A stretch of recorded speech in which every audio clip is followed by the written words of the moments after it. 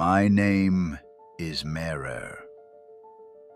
I am an inspector of 40 men. That is my crew, hauling stone up the ramp with the half-built horizon of Khufu behind them. No cranes, no wheels, no machines of any kind. Just rope, wet sand, and the bodies of 20,000 people who got up before dawn every morning for 20 years. This is what it actually looked like. I wake in darkness. The dormitory smells like bread and sweat and the linen of 40 sleeping men.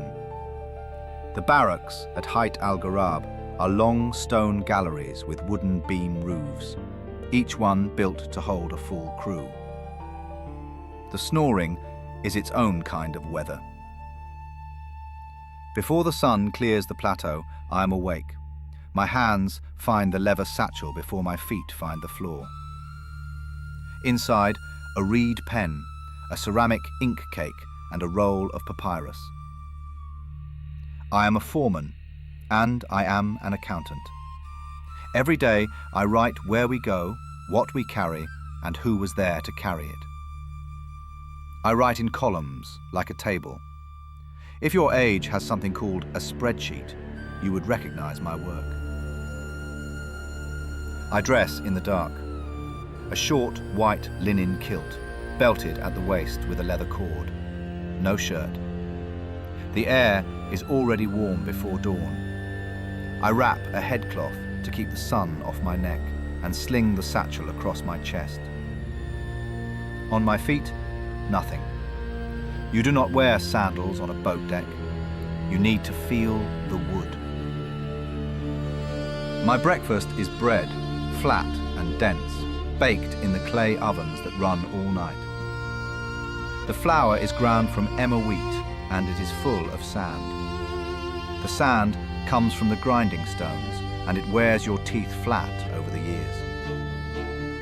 Every man here has ground teeth. It is the price of being fed. There is beer too, thick and sweet, brewed on site and distributed by crew. It is not a luxury, it is a ration. You do not haul 2.5 tons of stone on an empty stomach. My title is Inspector. In the language of this age, it is written Sehedi.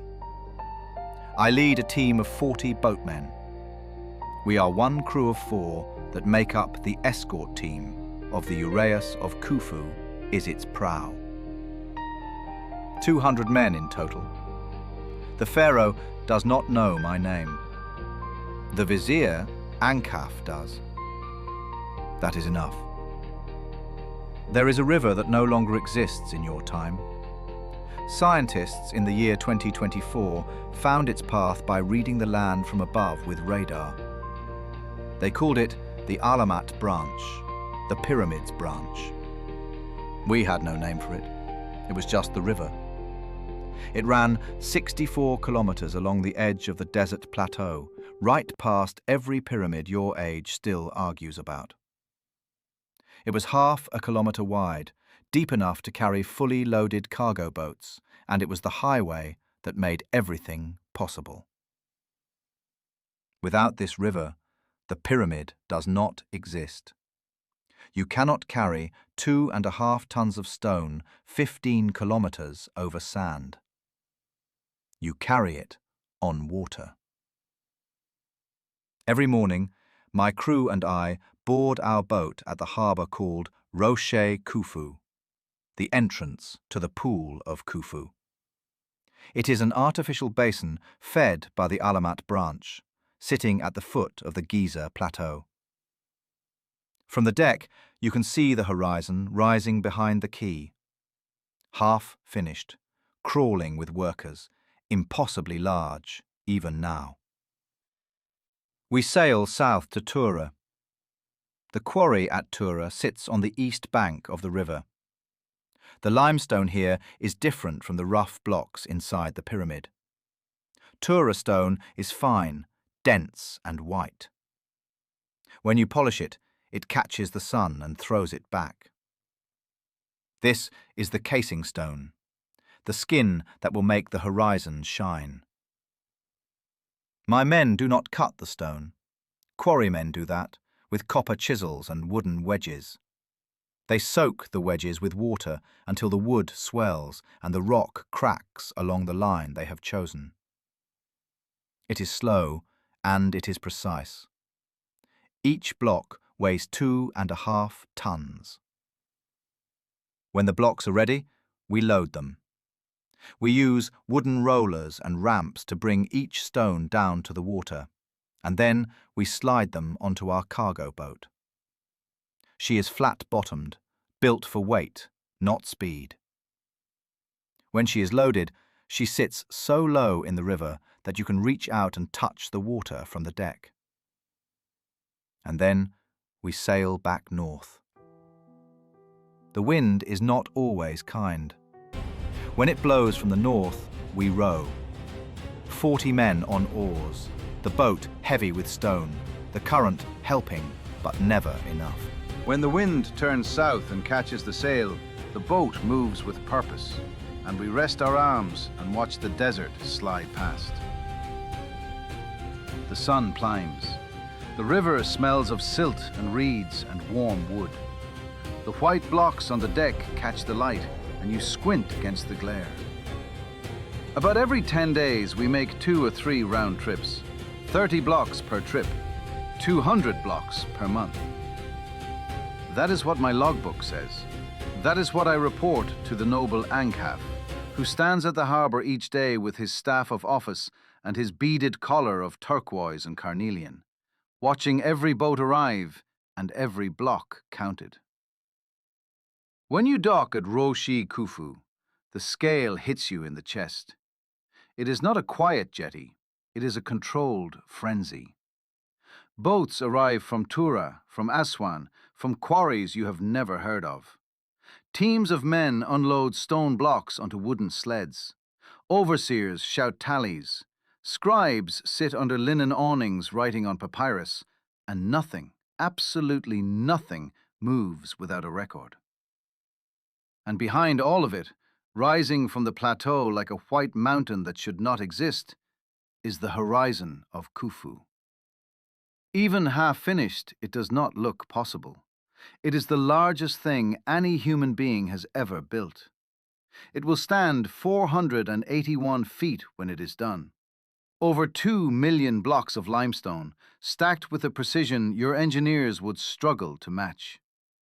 The base is level to within 2 centimeters across 13 acres. No one told these builders they were doing something impossible, because no one had done it before. There was nothing to compare it to. There was no word for impossible yet. They just kept going. The casing stones from Tura are the final layer. The masons work from the top down, polishing and fitting each block as the ramps are pulled apart behind them. The men at the top are the most skilled workers on the entire site. They shape the white limestone with copper tools and sand abrasive until each face is smooth enough to reflect the sky. Their hands are stained copper green. Their forearms are thick from years of this work. They do not complain. They are proud of their hands. But first, you have to get the stone up there. They use sleds, wooden sleds on prepared ramp surfaces. And the trick, the one that keeps people from your age guessing, is water. A man stands at the front of each sled and pours water from a ceramic vessel onto the sand ahead of the runners. Not too much, not too little. Just enough to bind the grains together and cut the friction in half. A team pulls the sled with ropes, and the stone glides over wet sand as if the desert itself has decided to help. At the ramp, they use posts. Wooden posts driven into holes drilled along both edges of the slope. Ropes loop around the posts and back to the sled, and each post becomes a lever that multiplies the pulling force. A team on the stairs above hauls the rope, and the posts do the rest.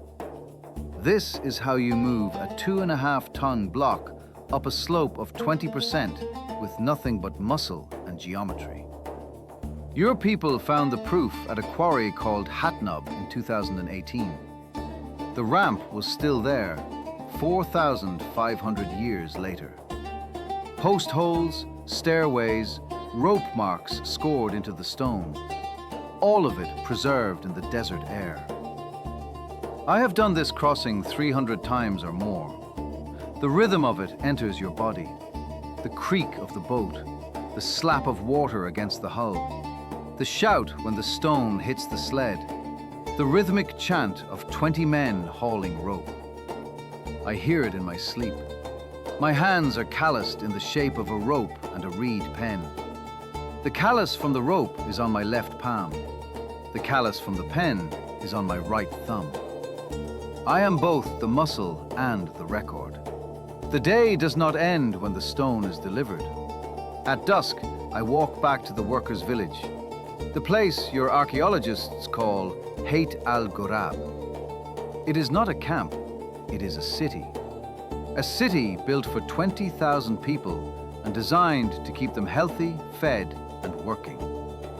There are long galley-style dormitories with stone walls and wooden roofs. A bakery that produces enough bread for every mouth on this site every single day. A brewery that keeps the beer flowing. A butcher's yard where cattle are slaughtered and distributed by crew. We eat bread and beef and drink beer, and the beer is good.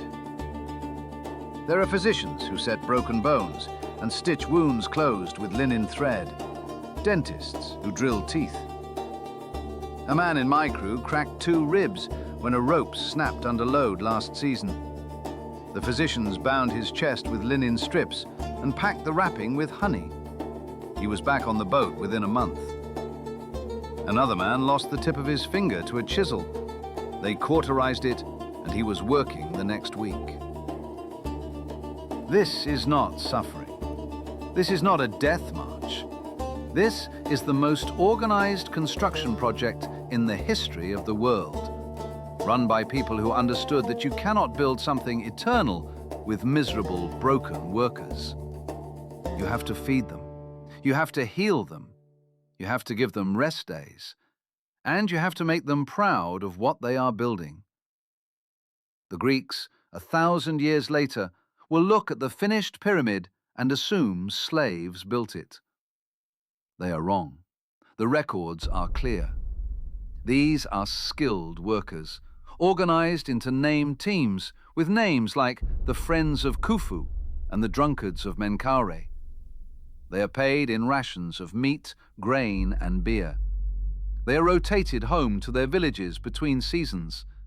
They build tombs for each other when they die, and they decorate those tombs with care. And then, one morning, it is done. The last casing stone is set. The capstone, sheathed in electrum, a bright alloy of gold and silver, catches the first light of dawn and throws it across the plateau like a second sun. The horizon of Khufu is complete. There is no moment in your history quite like it. Every surface is white, seamless, blazing.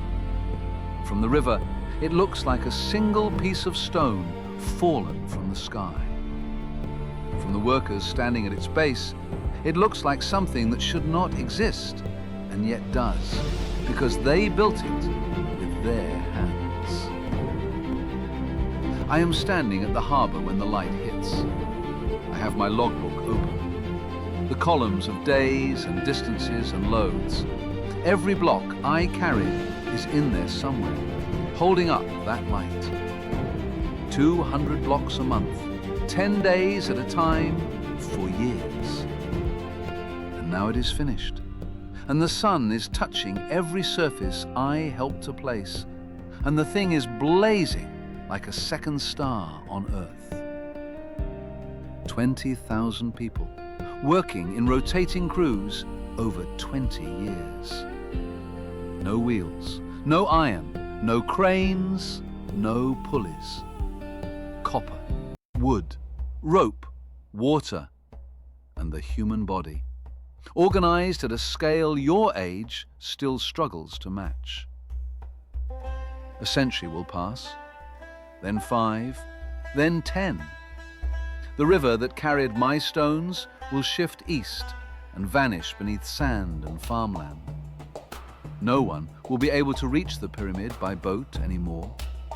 The Greeks will arrive and call it a wonder. Earthquakes will shake the white casing loose. Builders will strip it block by block to raise the mosques and walls of Cairo. The skim will disappear. The golden core will be exposed. Sand will blow against it. The edges will soften. The capstone will be gone. No one alive will remember what it looked like when it was finished. And my logbook, rolled and tied with cord, will sit sealed in a cave by the Red Sea for 4,500 years, waiting. In 2013, a French archaeologist named Pierre Tallet opens that cave at a place called Wadi al-Jaf. He finds hundreds of papyrus fragments, among them my logbook. He reads my handwriting. He follows my routes from Tura to the horizon and back again. For the first time in 45 centuries, someone from your world holds a first-hand record of the pyramid being built. Not a legend, not a guess, not a theory passed through 10 generations of scribes. A work log written in ink by a man who loaded the boats and counted the blocks and walked the ramp and sat down at the end of the day to write it all down.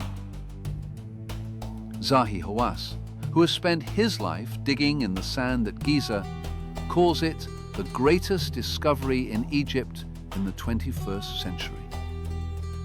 And in 2024, a scientist named Eman Gonaim uses radar to map the land from above and finds the river I sailed, the Akhramat branch, 64 kilometers long, buried under farmland and sand. She proves that the highway I used every 10 days was real, that the water was there, that the boats had a way to reach the plateau. Everything I wrote down was true. The routes, the blocks, the days, the river. My name is Merer. I am an inspector. I led 40 men across a river that no longer exists, carrying stone to a building that will never fall. I wrote it all down, and 4,500 years later, someone found my notes and believed me. If this is the first time you have heard this story, subscribe. There are 200 more voices waiting, more witnesses, more of history told through the eyes of the people who were there. This is lived, history through their eyes. I will see you in the next one.